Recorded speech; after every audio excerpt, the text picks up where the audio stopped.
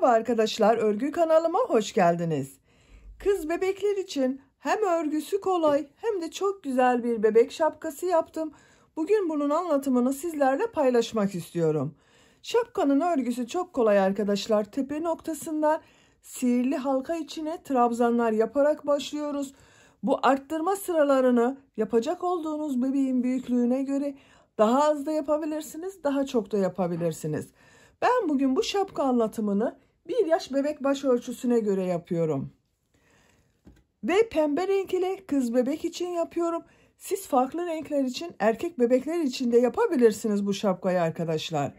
Bakın damla modelli, çok güzel ve kolay bir model bu. Şapkanın örgüsünde iplik olarak bu şekilde Alize Şeker'in bebe ipliğini kullandım. Kullandığım iplik üzerinde 100 gram iplikte 320 metre var. Bu iplikten 50 gram olması yeterli. Daha az gidiyor arkadaşlar. Yarım yumaktan daha az iplik kullandım ben bu şapkanın örgüsünde. Siz bunu istediğiniz renk ve marka iplikleri kullanarak yapabilirsiniz. Ben pembe ve bu marka ipliği kullandım. Siz elinizde hangi iplik varsa o iplik ile bu şapkanın örgüsünü yapabilirsiniz.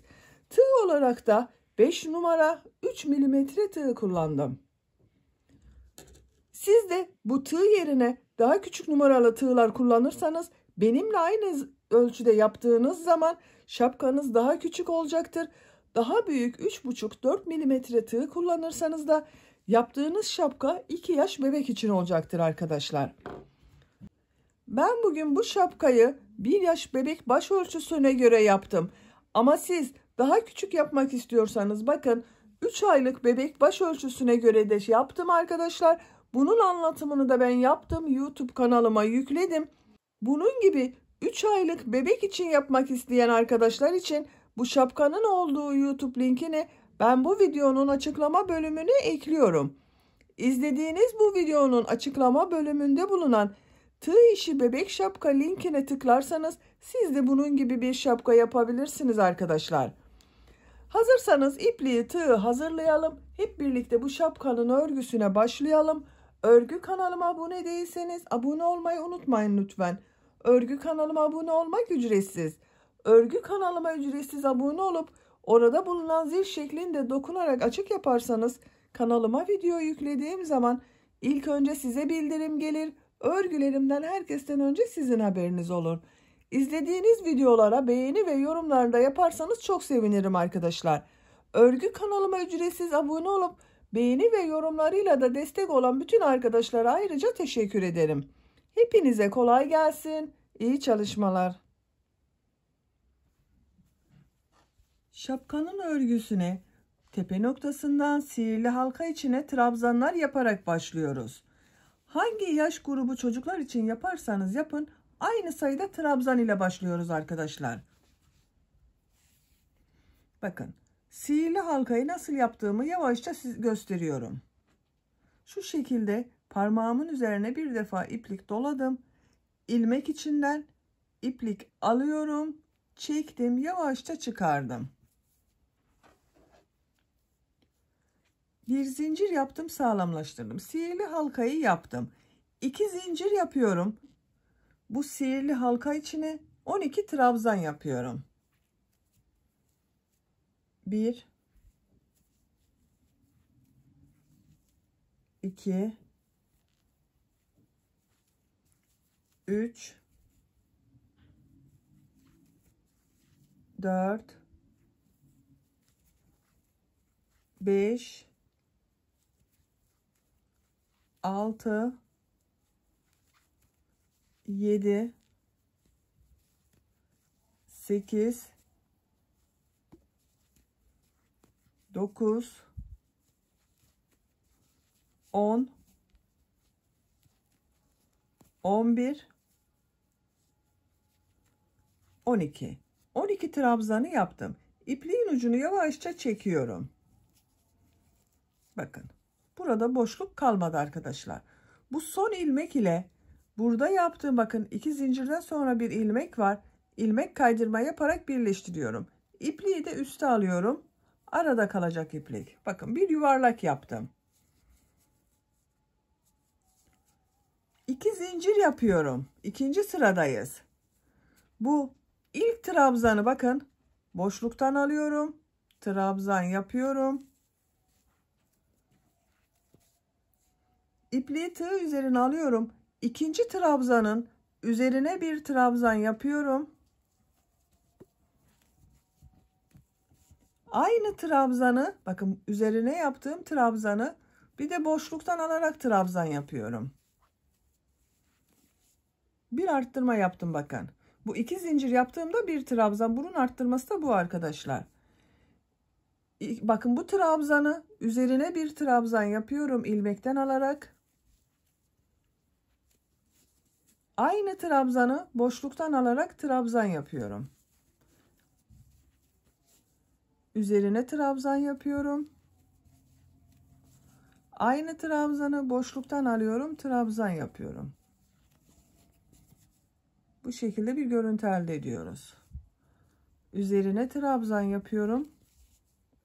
Boşluktan alıyorum, trabzan yapıyorum.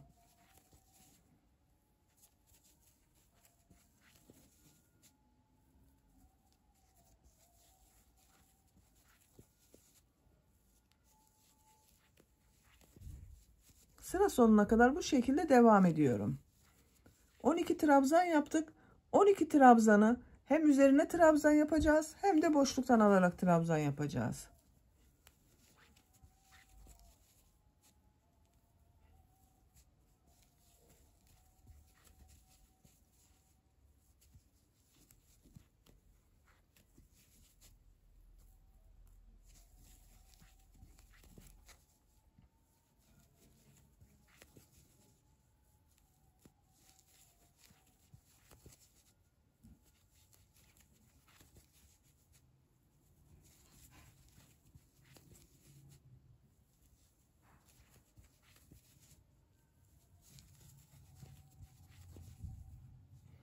Bakın son ilmeği ilk yaptığım ilmek ile ilmek kaydırması yaparak birleştiriyorum.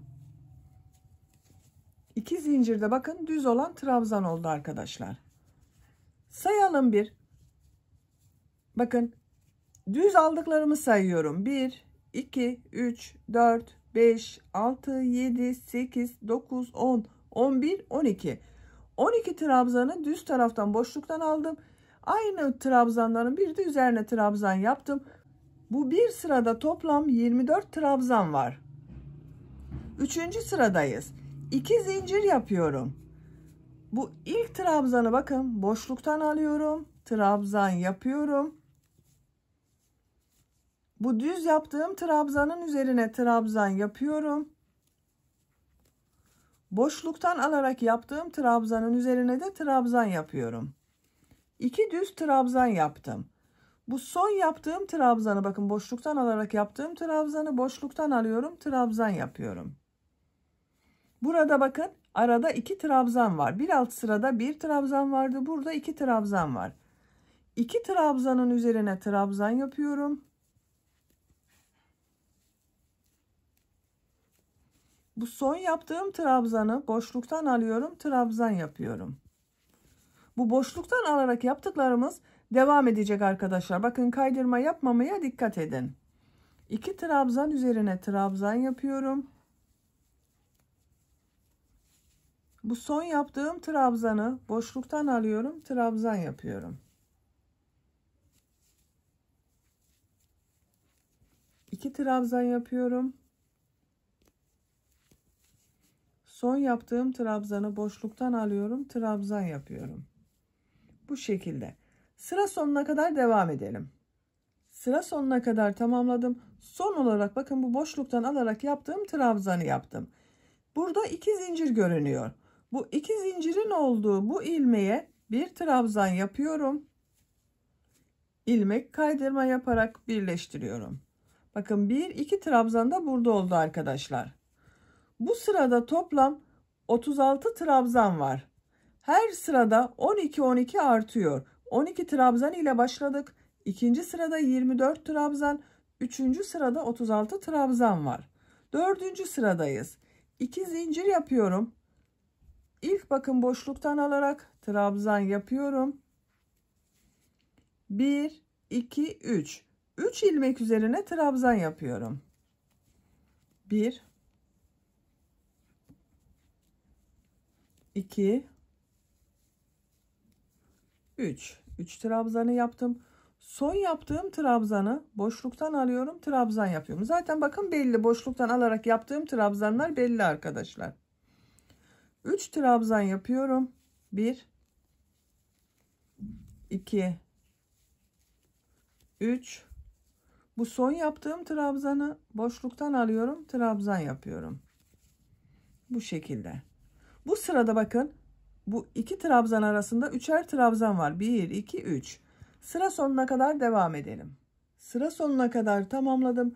Bakın burada bu trabzanı boşluktan alarak trabzan yaptım. Burada bir trabzan görünüyor. Üzerine bir trabzan yapıyorum. Bu iki zincir yaptığım ilmeğe bakın, buraya bir trabzan yapıyorum.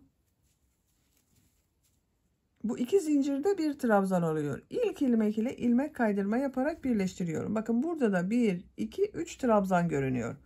1, 2, 3 trabzan görünüyor. Dördüncü sırayı bitirdik.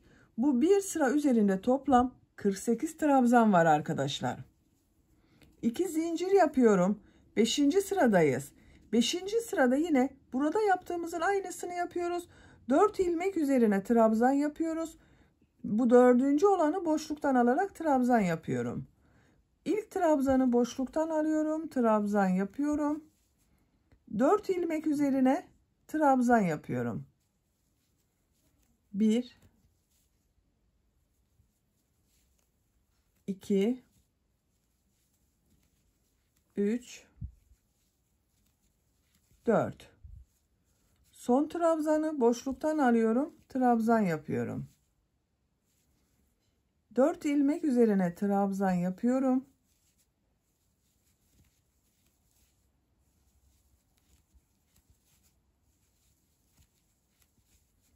Son trabzanı boşluktan alıyorum, trabzan yapıyorum. Bakın bu şekilde. Bu sırada da bu arada bakın 1, 2, 3, 4 düz trabzan oluyor. 5.'ye aynı trabzanı boşluktan alarak trabzan yapıyoruz. Sıra sonuna kadar devam edelim. Sıra sonuna kadar tamamladım. Son yerde de bakın 1, 2, 3 trabzan yaptım. Bu iki zincirde bir trabzan, onunla birlikte 4 oluyor. Bu ilmek ile ilmek kaydırma yaparak birleştiriyorum. Bu 5. sırayı tamamladık arkadaşlar. Bir sıra üzerinde 60 trabzan var. Siz bu şapkayı yeni doğan bir bebek için yapıyorsanız buradan itibaren modelli bölüme başlayabilirsiniz. Daha büyük yapmak istiyorsanız arttırmalara devam edelim. 3 aylık bebek için bir sıra daha yapmanız yeterli olacaktır. 2 zincir yapıyorum. Bu ilk trabzanı boşluktan alıyorum, trabzan yapıyorum. 1, 2, 3, 4, 5 ilmek üzerine trabzan yapıyorum. 1, 2, 3, 4, 5. İpliği tığ üzerine alıyorum. Son yaptığım trabzanı boşluktan alıyorum, trabzan yapıyorum. Bakın arada 5 trabzan oldu bu sırada. 5 ilmek üzerine trabzan yapıyorum.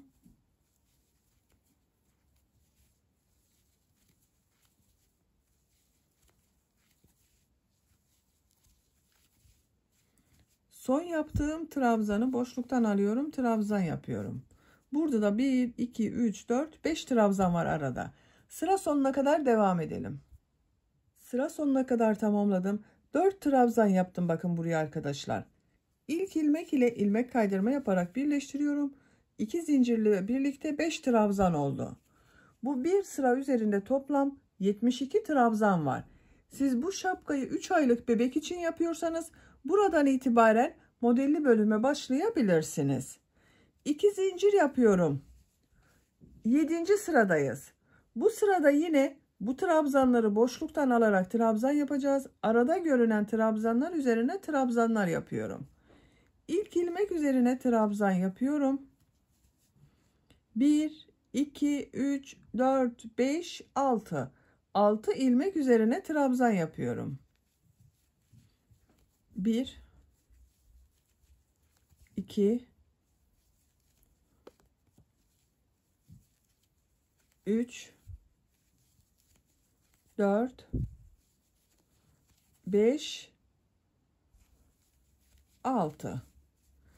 Bakın bu son yaptığım trabzanı boşluktan alarak trabzan yapıyorum. Zaten bakın boşluktan alarak yaptıklarımız görünüyor arkadaşlar. Bunların üzerine de trabzan yapıyoruz. Aynı trabzanı boşluktan alarak trabzan yapıyoruz. 6 trabzanın üzerine trabzan yapıyorum.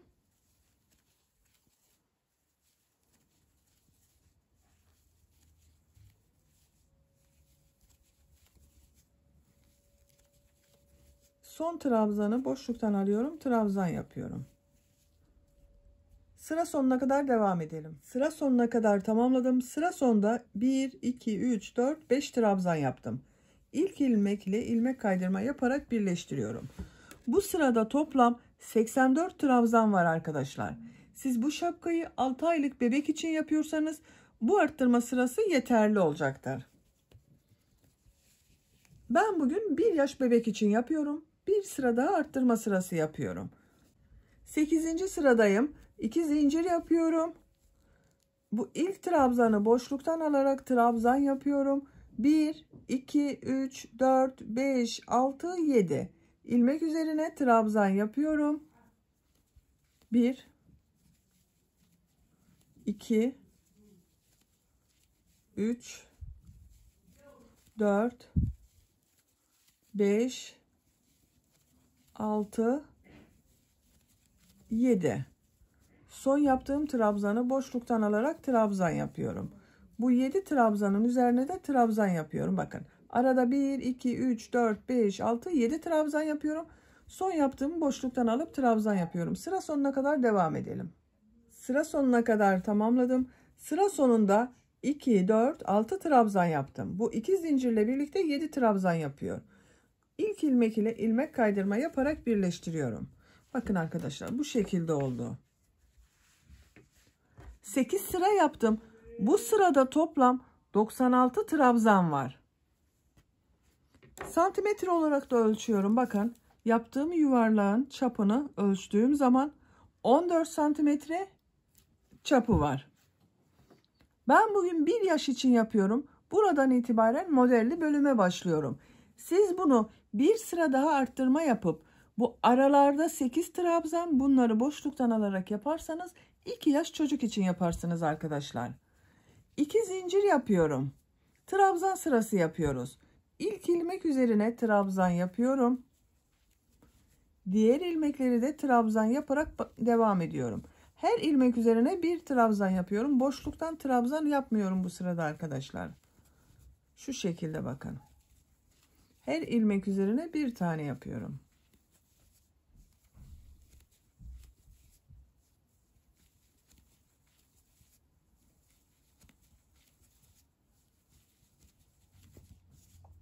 Bakın bunun üzerine trabzan yaptım.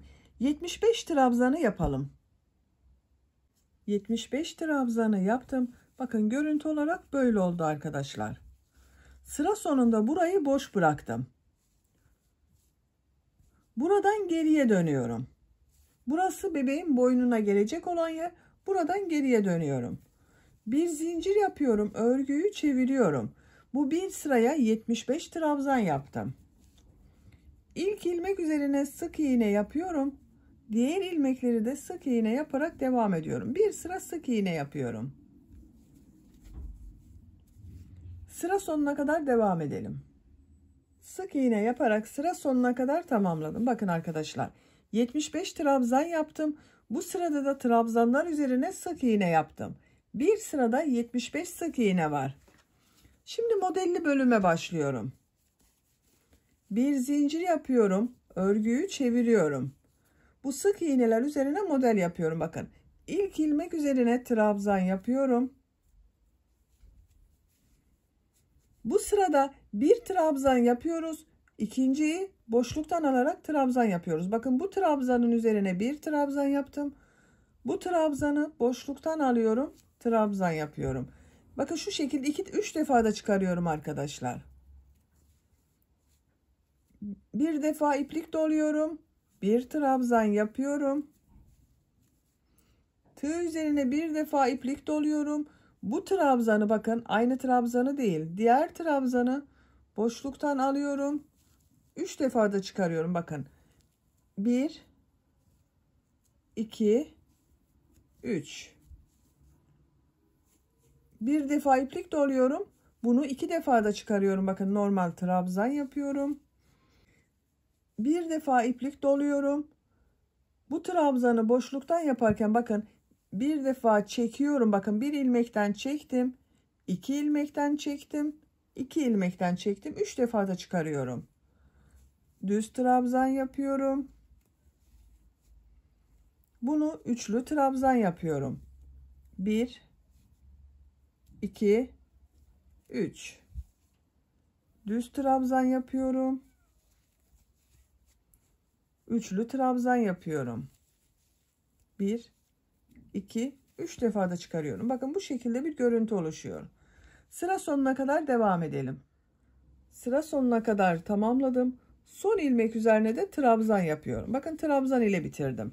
Sıra başında bir trabzan ile başladım. İkinciyi boşluktan aldım, trabzan yaptım. Sıra sonunda bakın son trabzan yaptım. Ondan önce boşluktan aldım, trabzan yaptım. Model yerleştirmesini yaptık. Bu bir sıra üzerinde 75 trabzan var. Kaç model yaptığımı sayıyorum. Bakın bu boşluktan alarak yaptıklarımı sayıyorum arkadaşlar. 2, 4, 6, 8, 10, 12, 14, 16, 18, 20, 22, 24, 26, 28, 30, 32, 34, 36, 37 model var. Bir zincir yapıyorum. Örgüyü çeviriyorum. Bir sıra sık iğne yapıyorum. Bakın ilk ilmek üzerine sık iğne yapıyorum. Diğer ilmekleri de sık iğne yaparak devam ediyorum.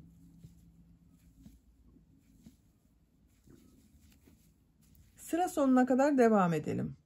Sık iğne yaparak sıra sonuna kadar tamamladım. Bakın görüntüsü böyle arkadaşlar. Düz tarafının görüntüsü böyle. Bir zincir yapıyorum. Örgüyü çeviriyorum.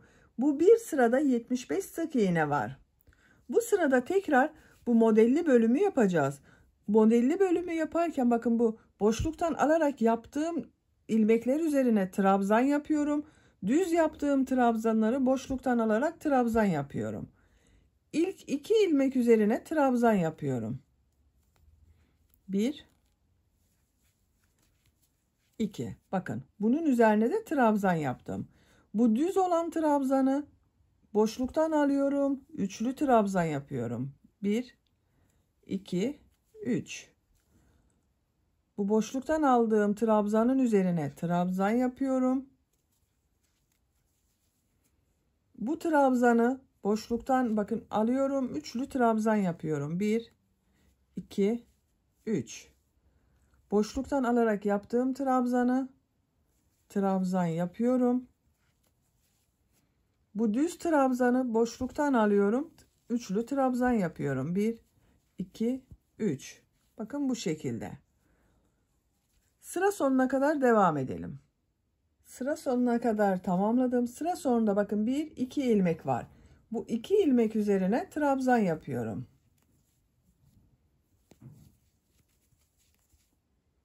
Sıra başında da 2 trabzan ile başladım. 3.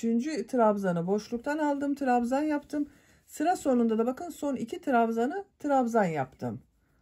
Bir zincir yapıyorum, örgüyü çeviriyorum. Sık iğne sırasındayım. Her ilmek üzerine bir sık iğne yapıyorum. Sıra sonuna kadar devam edelim. Sık iğne yaparak sıra sonuna kadar tamamladım. Bakın görüntü olarak böyle arkadaşlar. 2 model sırası yaptım. Görüntüsü çok güzel oldu gördüğünüz gibi.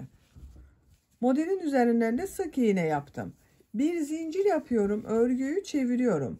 Bu sırada yine bakın bu boşluktan alarak yaptığım trabzanların üzerine trabzan yapıyorum. Bu düz yaptığım trabzanları boşluktan alarak trabzan yapıyorum. İlk ilmek üzerine trabzan yapıyorum. Bakın bu düz trabzanı boşluktan alıyorum, trabzan yapıyorum, üçlü trabzan yapıyorum. Boşluktan alarak yaptığım bu trabzanın üzerine düz trabzan yapıyorum. Bu düz trabzanı üçlü trabzan yapıyorum.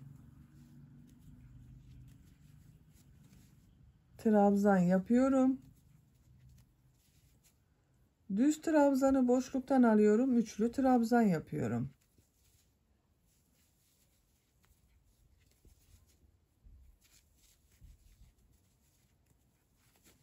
Bakın.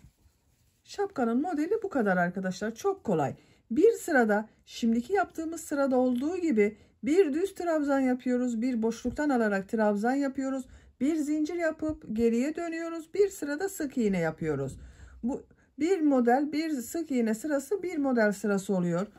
Yapacak olduğunuz bebeğinizin başının büyüklüğüne göre bu model sıralarını tekrarlayarak tamamlayalım. Şapkanın örgüsünü, model sırasını 9 model sırası olarak tamamladım. Sayıyorum bakın arkadaşlar. 1, 2, 3, 4, 5, 6, 7, 8, 9. 9. sıranın sonunda sık iğne sırasında burada bitirdim. Santimetre olarak da ölçüyorum.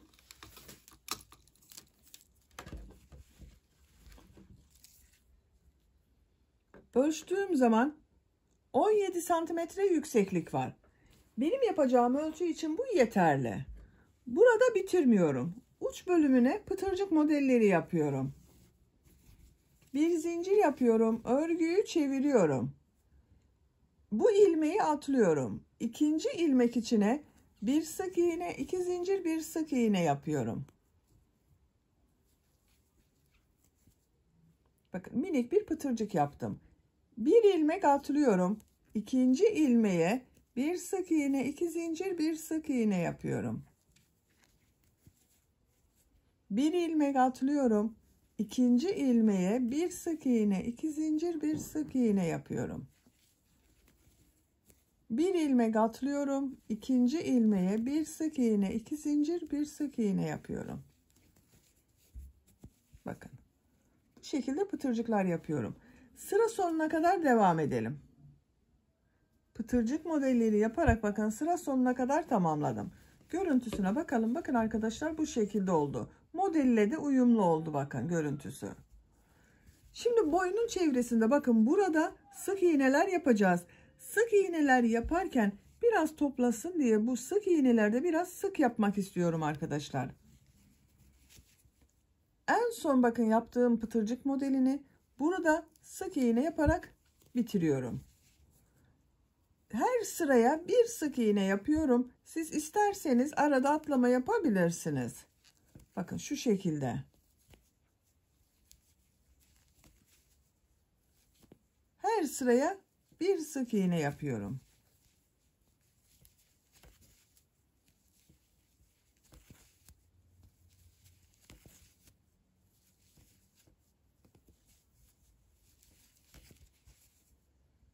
Sık iğne sırası yapıyoruz. Bu boyun çevresinde sık iğneler yaparak bu uç noktaya kadar devam edelim. Boyun çevresinde bir sıra sık iğne yaparak diğer uç noktaya kadar tamamladım. Bakın arkadaşlar her ilmeğe bir sık iğne yaptım. Bu sıraları da bakın sık iğne sırasına bir sık iğne yaptım. Trabzan sırasına bir sık iğne yaptım. Bu şekilde burası bakın biraz toparladı. Bir zincir yapıyorum. Örgüyü çeviriyorum. Bu sık iğneler üzerine bir sıra daha sık iğne yapıyorum. İlk ilmek üzerine sık iğne yapıyorum.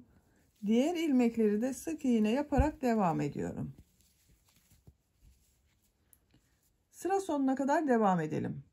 Sıra sonuna kadar sık iğneler yaparak tamamladım bakın arkadaşlar. 2 sıra sık iğne yaptım boyun çevresinde. Bir sıra daha sık iğne yapacağız. Sık iğneye başlamadan önce bakın buraya ve buraya ip kordonlar yapmak istiyorum ben. İlk ip kordonu buraya yapıyorum. İp kordon yapmak için zincir yapıyorum bakın.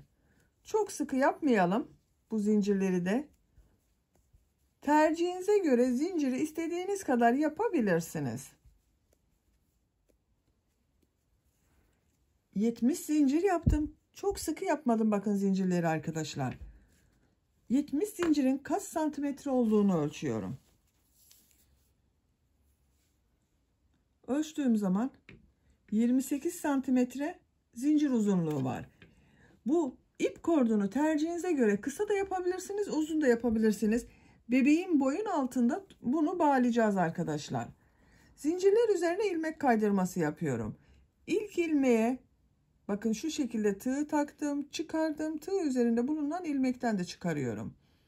İkinci zincir üzerine tığ taktım, ilmek aldım, çıkardım. Tığ üzerinde bulunan ilmekten de çıkarıyorum. İlmek kaydırması yapıyorum.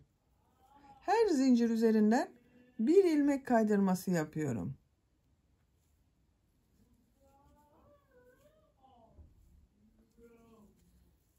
Bakın bu şekilde.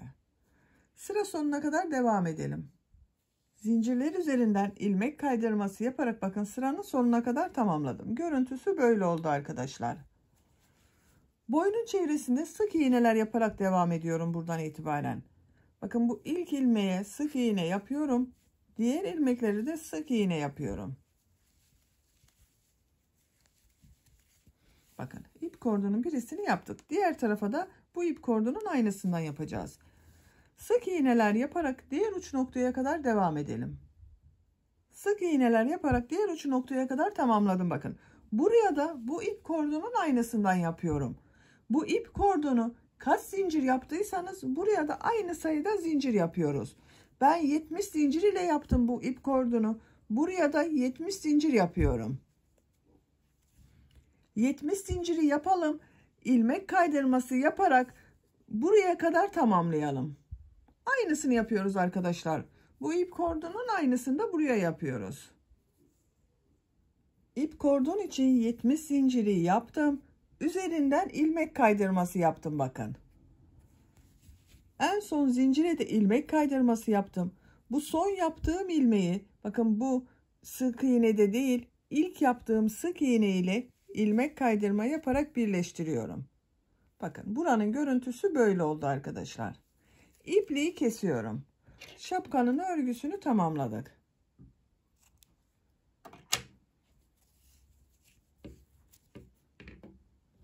Bakın. İp kordonlarını da yaptık. Bebeğin boynunun altında şu şekilde bağlayarak kullanıyoruz.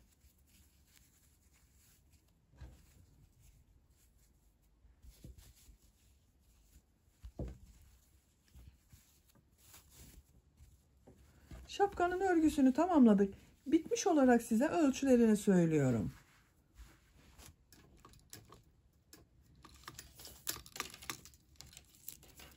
Başlangıçtan itibaren bakın tepe noktadan uç noktaya kadar ölçüyorum. 18 santimetre. Yüksekliğini ölçüyorum bakın. Baş genişliğini ölçüyorum. 18 santimetre. Bu ölçüde 1 yaş bebek için güzel bir ölçü arkadaşlar. Ben bugün bu şapkayı 1 yaşındaki bir kız bebek için yaptım. Çok güzel oldu. Ben bugün bu renk ile kız bebek için yaptım. Siz farklı renkler kullanarak aynı şapkayı hem kız bebek hem de erkek bebek için yapabilirsiniz. Böylece bir örgü anlatımının da sonuna gelmiş oldum. Beni dinlediğiniz ve izlediğiniz için hepinize çok teşekkür ederim. Örgü kanalıma abone değilseniz abone olmayı unutmayın lütfen. Örgü kanalıma abone olmak ücretsiz. Örgü kanalıma ücretsiz abone olup orada bulunan zil şeklinde dokunarak açık yaparsanız kanalıma video yüklediğim zaman ilk önce size bildirim gelir. Örgülerimden herkesten önce sizin haberiniz olur. İzlediğiniz videolarıma beğeni ve yorumlarınızı da yaparsanız çok sevinirim arkadaşlar. Sizlerle yeni örgülerde görüşmek dileğiyle. Hoşça kalın, sevgiyle kalın.